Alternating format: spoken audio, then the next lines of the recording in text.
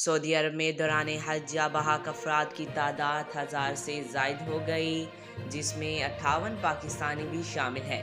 عرب media reports کے مطابق زیادہ تر اموات گرمی کی شدت یا گرمی سے ہوئی مشکلات کے باعث ہوئی۔ جاں بحق ہونے والوں میں 658 افراد کا تعلق مصر سے اور 68 کا تعلق بھارت سے ہے۔ سعودی میڈیا کے مطابق اردن، انڈونیشیا، ایران، سینیگال، تیونس اور کرغستان ریجن کے شہریوں کی اموات کی بھی تصدیق ہوئی۔ سعودی حکام کا کہنا ہے کہ دوران حج انتقال کر جانے والے بیشتر افراد حج ویزا پر نہیں بلکہ سیاحتی یا وزٹ ویزا پر تھے۔ تیونس اور اردن کی وزارت خارجہ کے حکام نے بھی بیشتر جاں بحق شہریوں کے حج ویزے پر نہ ہونے کی تصدیق کی ہے۔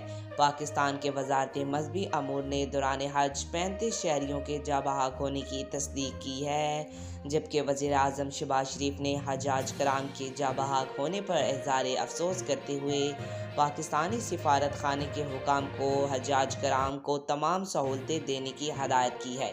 آج تک کے لیے اتنا ہی۔ مزید ایسی معلوماتی ویڈیو دیکھنے کے لیے ہمارے چینل کو سبسکرائب کریں۔